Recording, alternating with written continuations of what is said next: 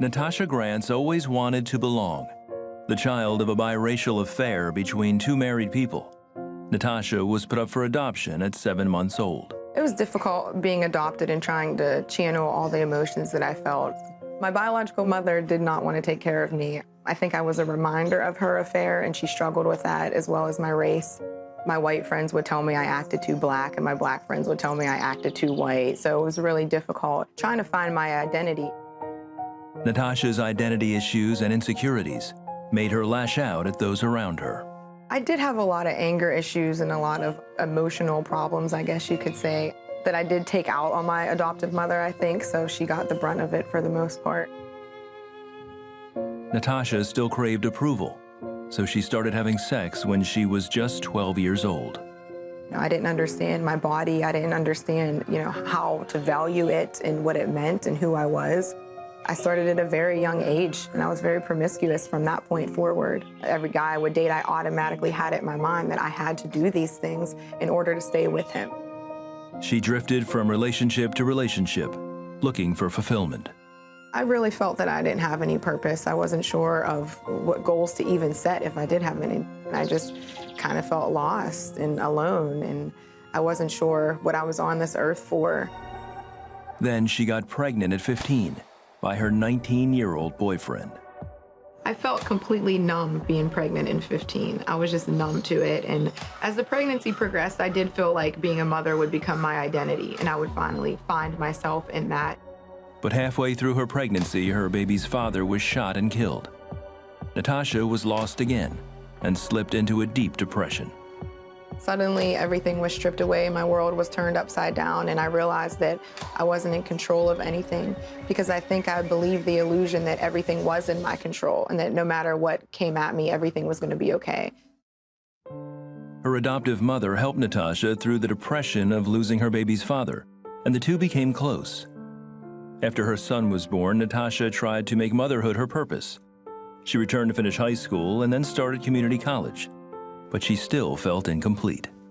Even though I felt like I was coming into my identity as a mother, I was still empty inside. I still felt like I was missing something greater, something bigger, and I couldn't figure it out, doing what I was supposed to do, but I was still like a zombie. There was no life inside of me.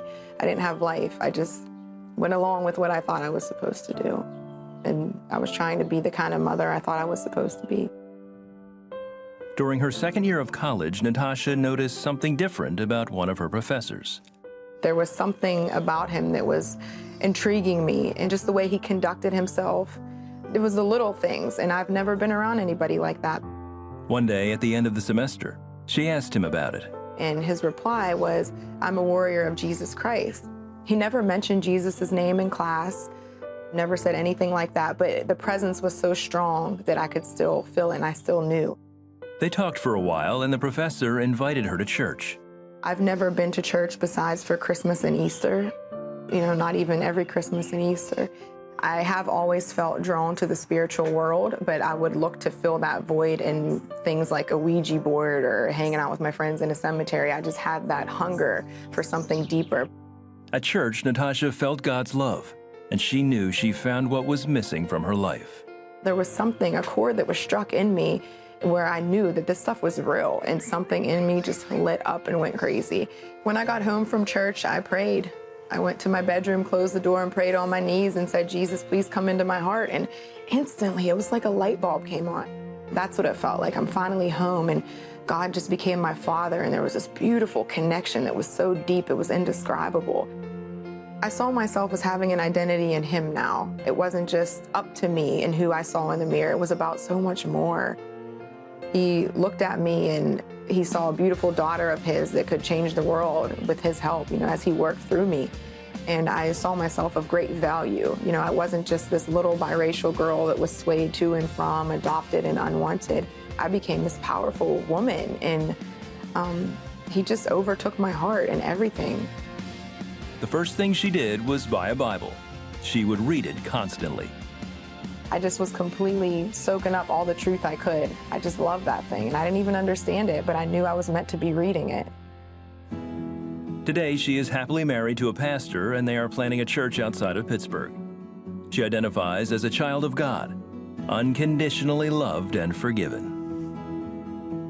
Looking back on my life, I see him everywhere. His fingerprints were everywhere the whole time, which really helps me wrap my mind around his love too. That even though I felt alone, even though there's been times where I had suicidal thoughts, all those different things, he was there. Every moment of it, he was there. To sit here and see the big picture of what he's done since the moment I was adopted up until now, and the people he's brought in and out of my life and everything, it's just, I don't know. You just really wrap your mind around how good he is and how much you really don't deserve any of it. You can't wrap your mind around it. The Apostle Paul talked about the manifold wisdom of God, and it's a wonderful way to look at it. It's like looking at drapes. When you pull back the drape and you look at each one of the folds in it, you can see his plan, his purpose, working, all things, working together for your good. All you have to do is love him and be called according to his purpose. For Natasha, according to the world's way of looking, should she even exist? Should that even have ever happened? Here she is. She was conceived in an affair. She was conceived in sin. But God worked through that, and he had a great destiny for her. He had a plan and a purpose that he had mapped out before he even laid the foundation of the world. When you look at that, you're just dumbfounded with the greatness of his power, what he is able to do, how he's even able to make our mistakes shine for his glory. He can do the impossible.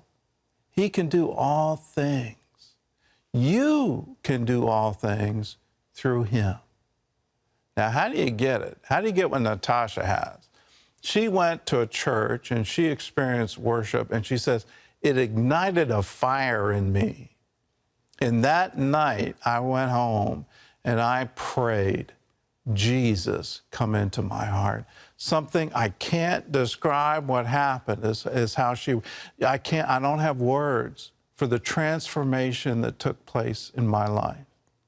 You can have that same experience. I can't explain it to you, but I can just invite you to say, taste of the Lord and see that he is good. See what you were created for. Experience him. He will come into your heart. He will come into your life. He will reveal the manifold wisdom and the plan and purpose he has for you.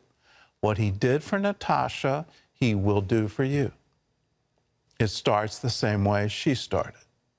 You bow your head. You pray that prayer with all of your heart. Jesus, come into my heart. That's it. That's all you have to do.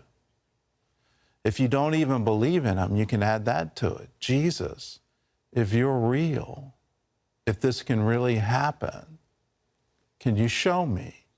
Can you show up for me? Now, here's his promise. When you seek me with all of your heart, that's when you'll find me. If you want help with this prayer, if you want help with seeking him, all you have to do is pick up the phone and call us. 1-800-700-7000. Just say, I want to meet Jesus, and I want to meet him today. Hello, I'm Gordon Robertson. Thanks for watching the video. Be sure to like, subscribe, and hit the notification bell for more encouraging videos like this one. Welcome to the 700 Club Interactive family, and God bless you.